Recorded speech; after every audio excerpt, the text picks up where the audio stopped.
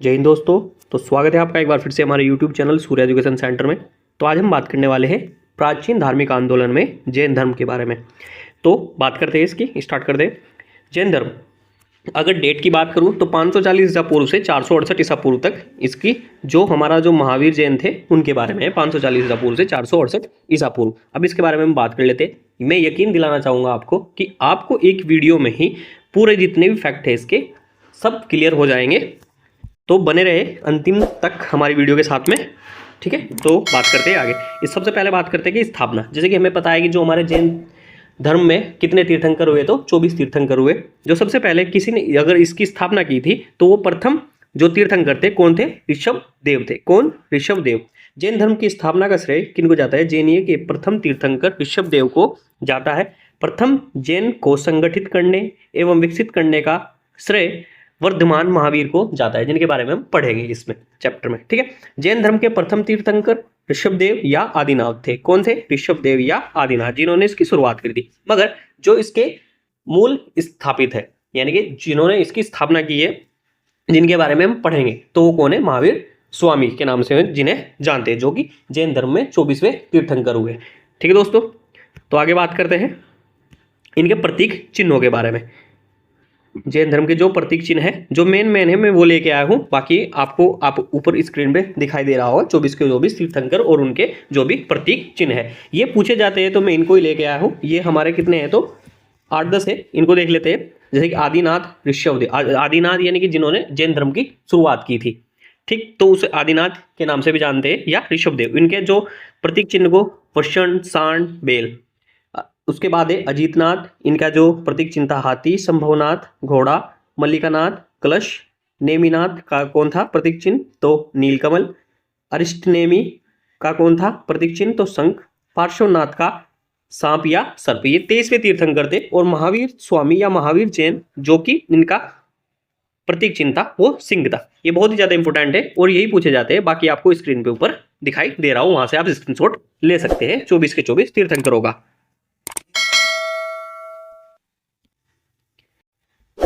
तो आगे बात कर लेते हैं। अब जैसे कि हमारे तीर्थंकर हुए 24 तीर्थंकर हुए, मगर हमें 24 तीर्थंकरों के बारे में नहीं पढ़ना है। जैसे कि जिन्होंने शुरुआत की थी जिन्होंने इनकी शुरुआत की थी आदिनाथ या ऋषभदेव, उनके बारे में जानते हैं। और जो 23वें तीर्थंकर हुए, ठीक, उनके बारे में, पार्श्वनाथ के बारे में जानते हैं और जानने की कोशिश करेंगे। और जो हमारे मेन है, जिनके मतलब इनको स्थापत्य कहा जाता है, तो वो कौन थे? हमारे महावीर स्वामी। उसके बारे में हम जानकारी अच्छी तरह से यहाँ पे लेंगे और आपको जितने भी फैक्ट है उनके बारे में आपको यहां से बिल्कुल अच्छी तरह से हम क्लियर करवाने वाले हैं। तो सबसे पहले देख लेते हैं कि आदिनाथ या ऋषभदेव के बारे में। तो ऋषभदेव का उल्लेख ऋग्वेद, यजुर्वेद, अथर्ववेद, श्रीमद् भगवद गीता, विष्णु पुराण, भागवत पुराण में हुआ है। यानी कि इनका जो जब उस टाइम पर क्या था कि जब गीता पुराण वगैरह, तो उनमें भी इनका उल्लेख है। ऋषभदेव का जन्म अयोध्या में हुआ है। हर कोई जानता है अयोध्या कहाँ पे, ठीक है, यूपी में पड़ती अयोध्या में। इनकी मृत्यु अष्टवय पर्वत अर्थात कैलाश पर्वत पर हुई थी। ऋषभ देव का प्रतीक चिन्ह सांड, जो कि मैं ऊपर आपको बता चुका है। आगे बात करते हैं अगले तीर्थंकर के बारे में, जो कि पार्श्वनाथ है। ये 23वें तीर्थंकर हुए हैं, ठीक। इनका जन्म कहाँ हुआ था? तो वाराणसी में हुआ था। इनके पिता वाराणसी के राजा अश्वसेन थे। इनकी माता वामा देवी थी और इनकी पत्नी प्रभावती थी। ज्यादा नहीं पूछता है इनके बारे में। ज्यादा पूछता है तो कहां से पूछता है? तो महावीर स्वामी के बारे में पूछता है। हाँ, ये है कि हमें जानना जरूरी है। ये नहीं है कि 24 के 24 तीर्थंकरों के बारे में हमें डिटेल से जानना होगा, क्योंकि इतने फैक्ट नहीं देता प्राचीन भारत से। अब कहां से देने लगा है? तो आधुनिक भारत से ज्यादातर वो फैक्ट देने लगा है, क्योंकि वहां पे हमारे नेशनल मूवमेंट वगैरह चलते हैं, तो उनके बारे में वहां पे देखते हैं। उसके बाद जो पार्श्वनाथ ने शरीर त्याग कहाँ पे किया था? पारसनाथ पहाड़ी पर। कहां पर? पारसनाथ पहाड़ी पर। पार्श्वनाथ के अनुयायी निर्ग्रंथ कहलाते थे। जो इनके अनुयायी होते थे तो वो क्या कहलाते थे? पार्श्वनाथ के अनुयायी निर्ग्रंथ। जैसे कि बौद्ध धर्म में आगे चलेंगे तो वहां पे जो उनके अनुयायी होते थे उनको क्या बोलते थे? बौद्ध भिक्षु बोलते थे, या जो लेडीज होती थी उनको बौद्ध भिक्षुणी बोलते थे। तो इसी तरह से जो पार्श्वनाथ के अनुयायी होते थे वो उनको क्या बोला जाता था? निर्ग्रंथ कहलाते थे, ठीक है दोस्तों। आगे चलते हैं महावीर स्वामी के बारे में। अब किन के बारे में जानकारी लेंगे हम यहाँ पे? महावीर स्वामी के बारे में। ये बहुत ही ज्यादा इंपॉर्टेंट है और आपको बिल्कुल 1 बाय 1 बिल्कुल लेके चलना है यहाँ पे, और सभी फैक्ट आपके यहाँ पे क्लियर हो जाएंगे, इसकी मैं गारंटी लेता हूँ।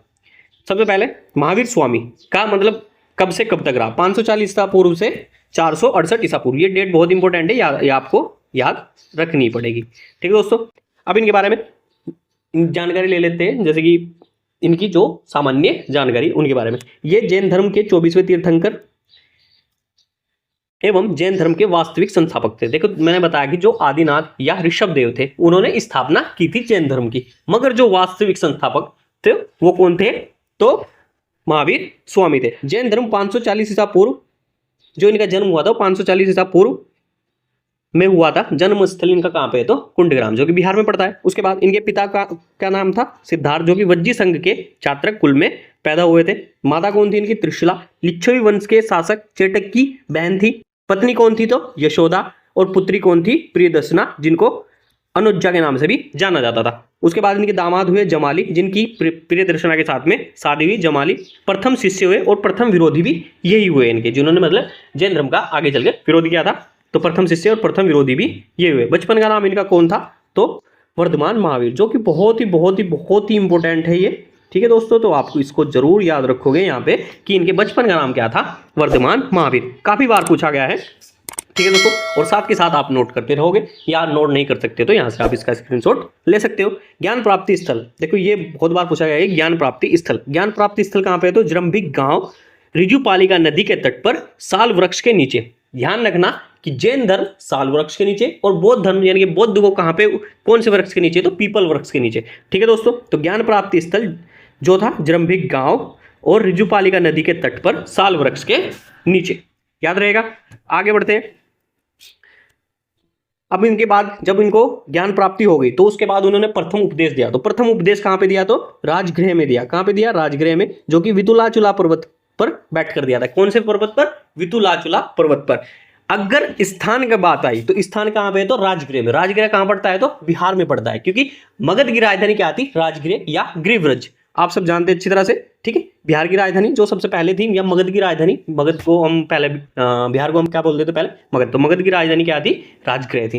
ठीक है, वितुलाचला पर्वत पर बैठकर। कौन से पर्वत पर बैठकर? क्योंकि क्वेश्चन पूछ सकता है कि प्रथम उपदेश किस स्थान पर दिया था? तो राजगृह में। अगर पूछा होगा किस पर्वत पर दिया था? तो वितुलाचला पर्वत पर बैठकर। निर्वाण कहाँ प्राप्त हुआ है ना? पावापुरी राजगृह में मल्ल गणराज्य के प्रधान सस्तीपाल के यहाँ पर 468 ईसा पूर्व में ये अपना जो शरीर त्याग देते थे वो कौन सी विधि थी? तो सल्लेखना विधि से थे। ठीक है दोस्तों, आगे बात करते हैं जैन धर्म के पंच महावर्त। देखिए दोस्तों, पहले 4 महावर्त थे, मगर उसके बाद एक जो महावर्त इन्होंने जोड़ा, किन्होंने? महावीर स्वामी ने। तो उसके बाद क्या कहलाया गया? पंच महावर्त। ठीक, अहिंसा, जीव की हिंसा नहीं करना, यानी किसी भी तरह की हिंसा नहीं करना, यानी कि जीव को ना मारना या फिर किसी भी तरह की हिंसा नहीं करना। देखो अहिंसा को इन्होंने बहुत ही ज्यादा मान्यता दी है। आपको बताया कि महात्मा गांधी जी ने भी अहिंसा का पाठ बहुत पढ़ाया है, और अहिंसा से ही उन्होंने क्या आजादी दिलाई है। तो यहाँ पे अहिंसा, जीव की हिंसा न करना, सत्य। उसके बाद पहला कौन सा था? अहिंसा। दूसरा सत्य, सदा सत्य बोलना। उसके बाद अपरिग्रह, अपरिग्रह यानी ग्रह से दूर होना। संपत्ति एकत्रित नहीं करना, यानी ये कहना है मतलब पूरी तरह से साधु का जीवन व्यतीत करना, पूरी तरह से सादा जीवन जीना ही ये जैन धर्म के पंच महावर्त थे। उसके बाद अस्तेय, चोरी नहीं करना। ठीक है दोस्तों, उसके बाद अगला जो ब्रह्मचर्य, ये महावीर स्वामी ने जोड़ा है। ये वाला जो बहुत इंपॉर्टेंट है, पूछ लेता है कि पंच महावर्त में कौन सा महावर्त है जो कि महावीर स्वामी ने जोड़ा है? तो ये कौन सा है? ब्रह्मचर्य, जो कि स्त्री से संपर्क न बनाना। इनका कहने का मतलब था कि पूरी तरह से आप अपने घर परिवार को त्याग दो, तो आप अपने जो आपके दुख कष्ट पीड़ा है उनसे भी आप मुक्त हो जाओगे। तो ये इनके 5 महावर्त थे। ठीक है दोस्तों, ये इंपॉर्टेंट है बहुत, इनको याद रखोगे, स्क्रीनशॉट ले सकते हो। आगे बढ़ते हैं। जैन धर्म के त्रिरत्न, जैन धर्म के त्रिरत्न। अब देखिए त्रिरत्न ये याद करने योग्य बात है आपको। अभी जब हम चलते रहेंगे वीडियो में आगे, तो आपको आगे भी इनके बारे में वहां पे देखने को मिलेगा। सम्यक ज्ञान, सम्यक दर्शन और सम्यक चरित्र। सम्यक ज्ञान, सम्यक दर्शन और सम्यक चरित्र। सम्यक ज्ञान में क्या था कि जो वास्तविक ज्ञान है, ठीक, जैसे कि हम ज्ञान है हर जगह से कोई ना कोई कुछ ना कुछ बताते रहता है, मगर जो वास्तविक ज्ञान है उसकी हमें पता होना, उसके बारे में अच्छी तरह से पता होना। सम्यक दर्शन, जैन तीर्थंकरों तथा उनके उपदेशों में दृढ़ आस्था तथा श्रद्धा रखना, सत्य में विश्वास। कहने का मतलब है कि सत्य में विश्वास करना सम्यक दर्शन है। सम्यक चरित्र, इंद्रियों एवं कर्मों पर पूर्ण नियंत्रण होना चाहिए। ठीक, ये क्या थे? जैन धर्म के त्रिरत्न थे। ठीक है, इनको ही अपना के ही ना आपको मतलब जीवन व्यापन अच्छी तरह से कर सकते हो। ठीक है दोस्तों, तो आगे बढ़ते हैं। जैन धर्म की मान्यताएं। अब देखो जैन धर्म में आपको आने के लिए ठीक आने के लिए, या जैन धर्म अगर आप अपना रहे हो तो क्या उसकी मान्यता क्या होगी, किस तरह से आप उसको करोगे। जैसे कि आप कोई सी भी क्लास में हो, 8 में हो, 9 में हो, 10th में हो, तो उसका सिलेबस क्या है आपको जानना है अच्छी तरह से। तो इसी तरह से जैन धर्म की मान्यता है, ठीक, उसको देखते हैं किस तरह से क्या क्या मान्यता थी उन पर जो कि बल दिया था। जैन धर्म की मान्यताओं के बारे में देख लेते हैं। यहाँ जैन धर्म में अहिंसा पर विशेष बल दिया है, जो कि मैं पहले बता चुका हूँ आपको। जैन धर्म में कृषि एवं युद्ध में भाग लेने पर प्रतिबंध लगाया गया था। अगर आप एक बार जैन धर्म में चले गए, भिक्षु बन गए या जो कुछ भी है, ठीक है, उसके अनुयायी बन गए, तो आपको कृषि एवं युद्ध में भाग लेने पर प्रतिबंध लगाया गया था। यानी कि कहने का मतलब कि दुनिया को त्यागने या घर परिवार को त्याग देना ही जैन धर्म में आने की क्रिया थी। ठीक है दोस्तों, जैन धर्म में पुनर्जन्म व क्रमवाद में विश्वास करता था। पुनर्जन्म और क्रमवाद, यानी कि जैसा आप करोगे वैसा ही आप भरोगे। आगे, जैन धर्म के अनुसार क्रमफल ही जन्म तथा मृत्यु का कारण है। जैन धर्म के अनुसार क्रमफल ही जन्म तथा मृत्यु का कारण है, यानी कि जैसा आपने बोया वैसे ही आप काटोगे। जैन धर्म में वर्ण व्यवस्था की निंदा नहीं की गई है। जैन धर्म में क्या वर्ण व्यवस्था की निंदा नहीं की, उसका इतना कोई विचार नहीं किया गया है। ठीक है, आगे, जैन धर्म संसार की वास्तविकता को स्वीकार करता है। यानी कि जो जैन धर्म में संसार की वास्तविकता, यानी कि संसार में जो है, सूर्य है, पानी है, आग है वगैरह, तो ये जो वास्तविकता है इसको स्वीकार करता है। सृष्टिकर्ता के रूप में ईश्वर को स्वीकार नहीं करता। इनका कहने का मतलब है कि सृष्टि ये जो पहले से चलती आई है और अनंत काल तक चलती रहेगी, अनंत काल से चलती आई और अनंत काल तक ही चलती आई, तो जो इनके रचयिता है वो ईश्वर को नहीं मानते थे जैन धर्म में। ठीक है दोस्तों, आगे बढ़ते हैं। जैन धर्म में देवताओं के अस्तित्व को स्वीकार किया गया है, परंतु उनका स्थान जीन से नीचे रखा गया है। जीन बोले गए थे, मतलब इनमें भगवान से थोड़ा ऊपर रखते थे उनको। ठीक है, तो जैन धर्म में अस्तित्व, जो देवताओं का अस्तित्व है उसको स्वीकार तो किया गया है, परंतु उसका स्थान जीन से नीचे रखा गया है। आगे बढ़ते हैं दोस्तों, जैन धर्म का दर्शन। अब ये बहुत इंपॉर्टेंट होने वाला है। यहाँ पे जैन धर्म का जो दर्शन है वो भी बहुत ज्यादा इंपॉर्टेंट होने। जैन धर्म का दर्शन अनेकतावाद। देखते हो यहाँ पे ये जो छोटे छोटे शब्द है ये बहुत बड़ी बड़ी वैल्यू रखते हैं इनमें ना। यहाँ पे अनेकतावाद, स्यादवाद एवं अनिश्वरवादिता। जैन धर्म में सृष्टि की नित्यता को दर्शन के रूप में शामिल किया गया। कौन कौन से? अनेकतावाद, स्यादवाद एवं अनिश्वरवादिता है। जैन धर्म में सृष्टि नित्यता को दर्शन के रूप में शामिल किया गया है। जैन धर्म ईश्वर एवं वेदों की सत्ता को अस्वीकार करता है। जैन धर्म ईश्वर एवं वेदों की सत्ता को अस्वीकार करता है।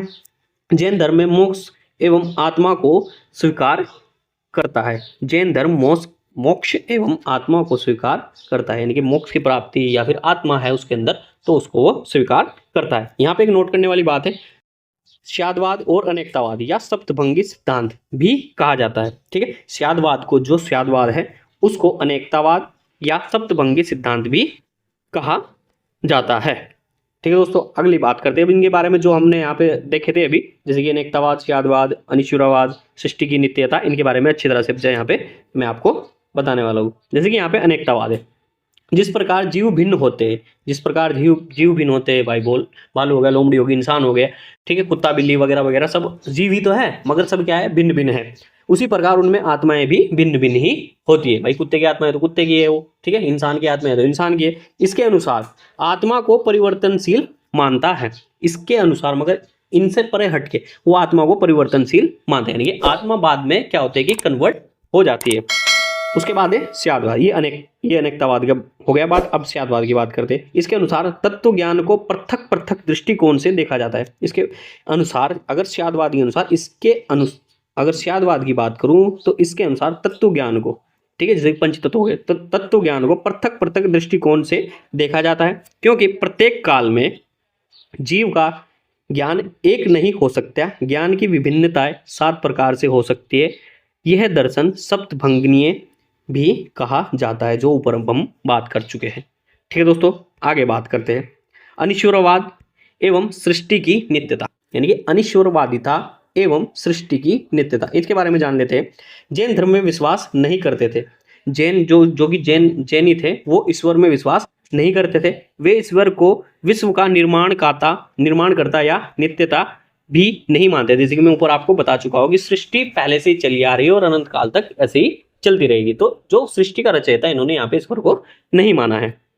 नित्यता भी नहीं मानते। उसके अनुसार सृष्टि आदिकाल से चली आ रही है और अनंत काल तक चलती रहेगी। यह शाश्वत नियम के आधार पर कार्य करता है। देखो यहाँ पे क्वेश्चन पूछता है भाई शाश्वत नियम क्या कहता है, ठीक है, वहां पर आपको 4 बार ऑप्शन दे देंगे कि शाश्वत नियम का आधार क्या था जैन धर्म में, ठीक है दोस्तों। तो वहां पे आपको बताना पड़ेगा अनिश्वरवाद एवं सृष्टि की नित्यता। कुछ इस तरह से क्वेश्चन बन सकता है। आगे बात करते हैं जैन धर्म की मौलिक शिक्षाएं। अब जब जैन धर्म में आ रहे हैं तो आपको मौलिक शिक्षाएं उसके बारे में पता होना चाहिए कि कैसे कैसे है, कैसे कैसे नहीं है। जैन धर्म में संसार को दुख का मूलक माना गया है। जैसे कि संसार, आप परिवार से जुड़े रहते हैं तो आप देखते हो कि परिवार में समस्याएं पैदा होती है, ठीक, और उन पूरे जिंदगी व्यक्ति उन समस्याओं का निवारण करने के लिए ही दौड़ता रहता है, भागता रहता है, काम करता है, कुछ ना कुछ करना उसको। तो मतलब परिवार ही दुख का कारण बताया गया है इसमें, यानी कि इसमें हर चीज को त्यागने वाली बात कही है जैन धर्म में। जैन धर्म में संसार को दुख का मूलक माना गया है।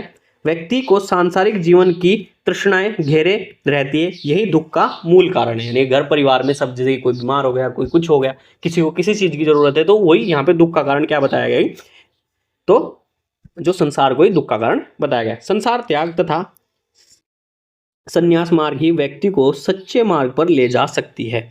जो संसार का त्याग है या संन्यास मार्ग ही व्यक्ति को सच्चे मार्ग पर ले जा सकती है। इनका कहना है जैन धर्म में संसार को सभी प्राणी अपने अपने संचित कर्मों के अनुसार ही कर्मफल भोगते हैं। सभी प्राणी जैसे कि उन्होंने कर्म किया वैसे ही वो फल भुगते हैं।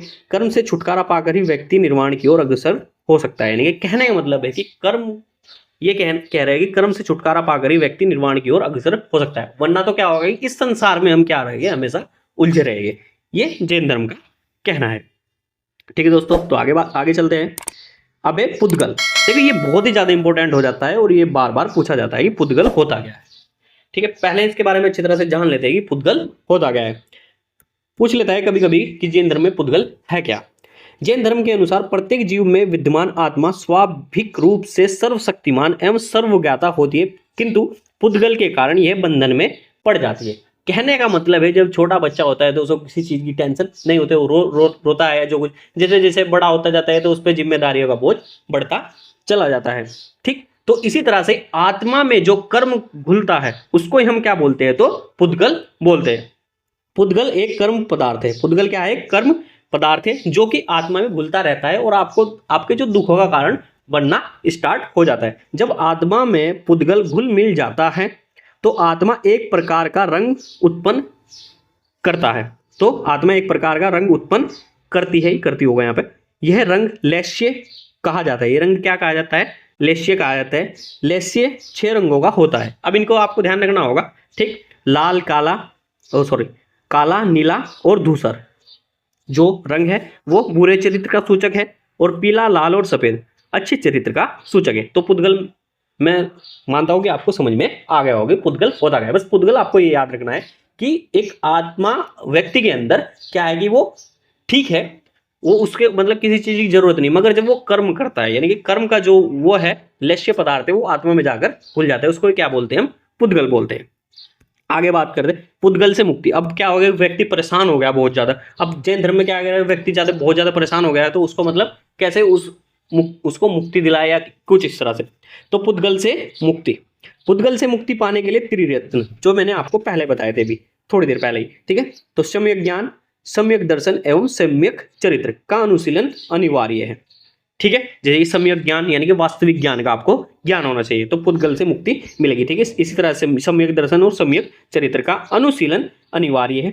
जब कर्म पुद्गल का अवशेष समाप्त हो जाता है, यानी कर्म का, यानी कम कर्म करना आप बंद कर देते हो, ठीक है, तो पुद्गल भी क्या होता है, समाप्त होने लगता है, अवशेष समाप्त हो जाता है, तब मोक्ष की प्राप्ति होती है। तब क्या होती है, मोक्ष की प्राप्ति होती है, ठीक है दोस्तों। तो पुद्गल समझ में आ गया होगा आपको। अब आप आगे बात करते हैं जैन संघ की बारे में। तो बात करते हैं यहाँ पे जैन संघ की। अब जैसे कि माने के बाद उनको ज्ञान प्राप्त हो गया, ज्ञान प्राप्ति के बाद उन्होंने जैन संघ की स्थापना की। जैसे कि आपकी पढ़ाई कंप्लीट हो जाती है तो आप अपना स्कूल खोलना चाह रहे हो या कुछ, या जो कुछ भी है, तो उन्होंने इसी तरह से उन्होंने भी जैन संघ की स्थापना की। महावीर स्वामी ने पावापुरी में जैन संघ की स्थापना की थी। कहाँ पे, महावीर स्वामी ने पावापुरी में जैन संघ की स्थापना की। जैन संघ के अध्यक्ष कर्मानुसार सबसे पहले महावीर स्वामी हुए, उसके बाद सुधर्मन, उसके बाद जम्बू स्वामी जो कि अंतिम हुए। जैन संघ की संरचना, इस पे बात कर लेते हैं कि जैन संघ की संरचना किस प्रकार हुई थी।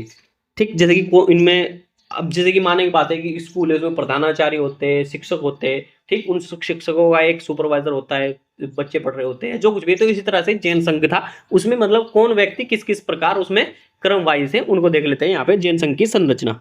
तो जैन संघ की संरचना, जो तीर्थंकर होते थे वो क्या होते थे, अवतार पुरुष होते थे, ठीक है। जैसे कि मानने की बात है कि महावीर स्वामी हुए तो ये तीर्थंकर थे। अरहत, जो निर्वाण के बहुत करीब थे, यानी कि निर्वाण होने वाला था जिनका, ठीक है। आचार्य, जैन सन्यासी समूह के प्रधान थे, यानी कि जैन सन्यासी समूह होते थे, जैसे कि ए समूह, बी समूह, सी, ए बी सी डी, इस तरह से यूनिट बना दी गई। तो जैसे कि समूह हो गए, तो आचार्य होते थे, जैन सन्यासी समूह के प्रधान होते थे। उपाध्यक्ष, कौन? उपाध्यक्ष जैन धर्म के अध्यापक या संत होते थे। उपाध्यक्ष क्या होते थे? जैन धर्म के अध्यापक या संत होते थे। भिक्षु या भिक्षुणी, ये सन्यासी जीवन व्यतीत करते थे। जो भिक्षु या भिक्षुणी होते थे जैन धर्म में, वो क्या होते थे?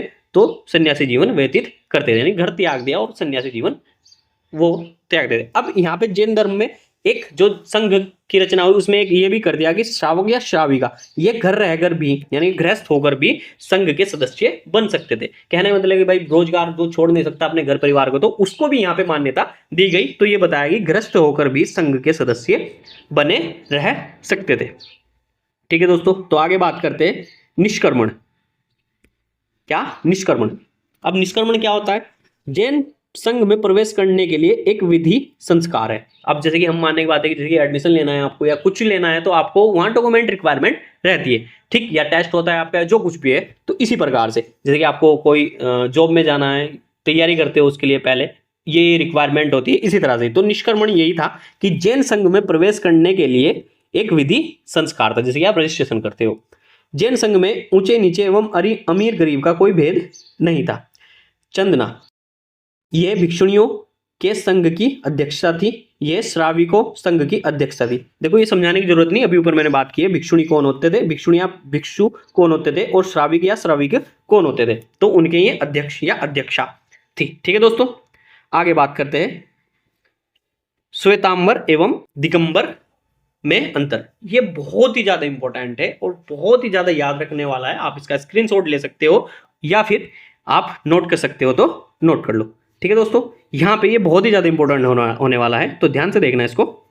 श्वेतांबर और दिगंबर, ठीक है। हमें पता है कि जब बौद्ध की दूसरी संगति हुई थी, जब बौद्ध की पहली संगति हुई थी, तो बौद्ध की पहली संगति होने के बाद क्या होता है कि जो बौद्ध धर्म था वो दो खंडों में विभाजित हो गया था। कितने? दो संप्रदायों में विभाजित हो गया था, जिन्हें श्वेतांबर और दिगंबर कहते हैं। कौन सी? जब प्रथम संगति हुई थी, प्रथम जैन संगति कब हुई थी? तो 300 ईसा पूर्व के लगभग हुई थी, ठीक है। तो बात करते हैं यहाँ पे श्वेतांबर और दिगंबर में अंतर। मोक्ष प्राप्ति के लिए वस्त्र त्याग आवश्यक नहीं था। श्वेतांबर में मोक्ष प्राप्ति के लिए वस्त्र त्याग आवश्यक नहीं था, मगर दिगंबर में मोक्ष प्राप्ति के लिए मोक्ष के लिए आपको वस्त्र त्याग बहुत ही ज्यादा आवश्यक था, ठीक है दोस्तों। उसके बाद स्त्रियां मोक्ष की अधिकारी है। मोक्ष की क्या है? वो अधिकारी है, मतलब मोक्ष प्राप्त कर सकती है, मगर दिगंबर में ऐसा नहीं है, स्त्रियों का निर्वाण संभव नहीं था। याद करने वाली बात है। केवल्य के बाद ही भोजन की आवश्यकता होती थी, यानी केवल्य होता था उसके बाद भी भोजन की आवश्यकता होती थी इसमें, श्वेतांबर में, मगर इसमें ऐसा नहीं था, केवल्य के बाद भोजन की आवश्यकता नहीं थी। श्वेतांबर मतानुसार महावीर स्वामी विवाहित थे, मतलब इनका कहना है श्वेतांबरों का कि वह विवाहित थे, जो कि थे बिल्कुल, और दिगंबर मतानुसार महावीर स्वामी अविवाहित थे। अब अपनी अपनी मान्यता है, जैसे जैसे जो हिस्ट्री में बताया गया है वो उसके आधार पर तो विवाहित थे, जैसे कि आपने देखा है वहां पे। तो 19वें तीर्थंकर मल्लिकानाथ जो कि स्त्री थी, इनका कहना की बात है कि मतलब जो 19वीं तीर्थंकर मल्लिकानाथ स्त्री थी, और इनका कहना है कि जो मल्लिकानाथ वो एक पुरुष थे। उपांग प्रकीर्णन छेद सूत्र मूल सूत्र को मानते थे। दिगंबर में इन साहित्यों को विश्वास नहीं करते थे। इसके प्रमुख स्थूल भद्र थे और इनके प्रमुख कौन थे? तो भद्रबाहु थे, ठीक है दोस्तों। आगे बात करते हैं, उम्मीद करता हूँ कि आपको समझ में आए होंगे। आगे बात करते हैं प्रमुख जैन संगतियाँ। देखो ये बहुत ज्यादा इंपॉर्टेंट है, जो इनकी डेट है आपको याद रखनी होगी, ठीक। प्रमुख जैन संगतियाँ, पहली जब जैन संगति हुई, यानी कि जब निर्वाण प्राप्त हो गया, उसके बाद क्या हो गया? आगे चलते चलते चलते चलते उन्होंने उनके जो शिष्य हुए, ठीक, या फिर तीर्थंकर तो नहीं कह सकते, जो उनके क्या बोलते थे अनुयायी हो गए, जो अध्यक्ष हुए, तो उन्होंने किस किस ने अध्यक्षता में कहाँ कहाँ पे जैन संगति की, उनके बारे में। तो प्रमुख जैन संगति या प्रमुख जैन सम्मेलन, ठीक है। तो सबसे पहले बात करते हैं यहाँ पे तो 2 हुई। प्रथम जैन संगति स्थान कहाँ था? पाटलिपुत्र। क्या था स्थान? पाटलिपुत्र, जिसको हम पटना के नाम से जानते हैं। वर्ष कौन सा था? 300 ईसा पूर्व। और अध्यक्ष कौन थे? तो इसके स्थूल भद्र थे। इतना डिफिकल्ट नहीं है याद करना, आसानी से याद हो जाएगा आपको 1-2 बार देखने से। इस सम्मेलन में जैन धर्म 2 संप्रदायों में बट गया था। जैसे कि मैंने भी आपको बताया कि कितने संप्रदायों में बट गया था? 2 संप्रदायों में बट गया था, दिगंबर और श्वेतांबर। ठीक है दोस्तों, बस इसका ये मेन कारण एक यही था, इसलिए इसको याद रखा जाता है। अगला द्वितीय बौद्ध संगति, उसमें स्थान कौन था? वल्लगी या गुजरात का था। वर्ष था 500 ईसा पूर्व, 500 ईस्वी। अध्यक्ष कौन थे? देवर्धिगण या शर्मा श्रमण। नोट, इस सम्मेलन में बिखरे ग्रंथों का संकलन किया गया। देखो 512 ईस्वी में हमें पता है कि हमारे यहाँ पे गुप्त साम्राज्य बहुत ही अच्छा फल फूल रहा था। और गुप्त साम्राज्य क्या था? एक ब्राह्मणवादी साम्राज्य था पूरी तरह से। ठीक है, नहीं ब्राह्मणवाद कोई या फिर वेद वगैरह या फिर जो हमारे मनु की स्मृति वगैरह वगैरह, इनका बहुत ज्यादा उजागर हो रहा था। तो कहीं पर जो मतलब बौद्ध धर्म या फिर जैन धर्म क्या होता है कि विलुप्त सा होने लगा था। फिर उन्होंने क्या करा था कि यहीं से ही इन्होंने मूर्ति पूजा वगैरह या फिर इसी तरह से कोई, अब माने की बात है किसी का अगर कारोबार नहीं चल रहा है तो कुछ ना कुछ तो उसमें एफर्ट डालेगा ही। तो इसी तरह से इन्होंने एफर्ट डाले तो वहां पे इन्होंने मूर्ति पूजा भी स्टार्ट कर दी। तो इसमें क्या था? इसमें इस सम्मेलन में बिखरे ग्रंथों का संकलन किया गया, यानी कि आगे किसी तरह से बढ़ाया जाए। ठीक है दोस्तों, आगे बात करते हैं प्रमुख जैन तीर्थ स्थल। ये बहुत इंपॉर्टेंट है, बिल्कुल इंपॉर्टेंट है, मोस्ट इंपॉर्टेंट है, बिल्कुल आपको बिल्कुल पूछ लिया जाता है। अयोध्या, देखो अयोध्या मशहूर है, जैसे कि अभी राम भूमि के लिए भी मशहूर है। ठीक है, तो यहाँ पे जैन धर्म के बारे में भी बहुत ज्यादा मशहूर है। यहाँ पे 5 तीर्थंकरों का जन्म हुआ। कितने? 5 तीर्थंकरों का जन्म हुआ था। प्रथम तीर्थंकर जो कि ऋषभ देव जी को आदिनाथ के नाम से भी जाना जाता है, उनका जन्म भी कहाँ पे हुआ था? तो अयोध्या में हुआ था। सम्मेद शिखर, कौन सा? सम्मेद शिखर। यहाँ पार्श्वनाथ ने अपना शरीर त्यागा था। पार्श्वनाथ यानी कि 23वें तीर्थंकर। पावापुरी, यहाँ महावीर स्वामी ने निर्वाण प्राप्त किया था। कहाँ से? पावापुरी में। कहाँ निर्वाण प्राप्त किया था? तो पावापुरी में। ठीक, किसने? महावीर स्वामी ने। कैलाश पर्वत, यहाँ आदिनाथ या ऋषभ देव, ये वाले ना, ऋषभ देव ने निर्वाण प्राप्त किया था। श्रवण बेलगोला आपने सुना भी होगा इसके बारे में ना। यहाँ गोमतेश्वर बाहुबली की विशाल प्रतिमा है। किसका? गोमतेश्वर बाहुबली की विशाल प्रतिमा है। माउंट आबू, आपको बताया अरावली पर्वत पर पड़ता है माउंट आबू। यहाँ सफेद संगमरमर से बने दिलवाड़ा का जैन मंदिर स्थित है। किसका? दिलवाड़ा का जैन मंदिर स्थित है, जो कि अरावली पर्वत श्रेणी पर सबसे ऊंचा पर्वत शिखर है। तो वो कौन सा है? माउंट आबू पर कौन सा? दिलवाड़ा का जैन मंदिर स्थित है। ठीक है दोस्तों, अब बात कर लेते हैं इसके अन्य तथ्य के बारे में। यापनीय संप्रदाय, कौन सा? यापनीय संप्रदाय, यह जैन धर्म का एक संप्रदाय है जिसकी उत्पत्ति दिगंबर संप्रदाय में हुई। श्वेतांबरों की मान्यताओं का भी पालन करता है। उसके बाद जैन धर्म को आश्रय प्रदान करने वाले शासक, ठीक है ना, किसने इसको अपनाया था? महापद्मनंद, धनानंद, बिंबिसार, अजातशत्रु, उदयन, चंद्रगुप्त मौर्य, बिंदुसार, संप्रति, चंड प्रगोत, खारवेल, अमोघवर्ष, कुमारपाल आदि। जो इंपॉर्टेंट फैक्ट थे वो मैंने आपको दोस्तों बता दिए। उम्मीद करता हूँ कि वीडियो आपको अच्छी लगी हो, और वीडियो अच्छी लगी तो आपको बताइए क्या करना है। तो वीडियो को लाइक कर दीजिए और शेयर कर दीजिए और चैनल को सब्सक्राइब करना ना भूलें। जय हिंद दोस्तों, मिलते हैं अगली वीडियो में।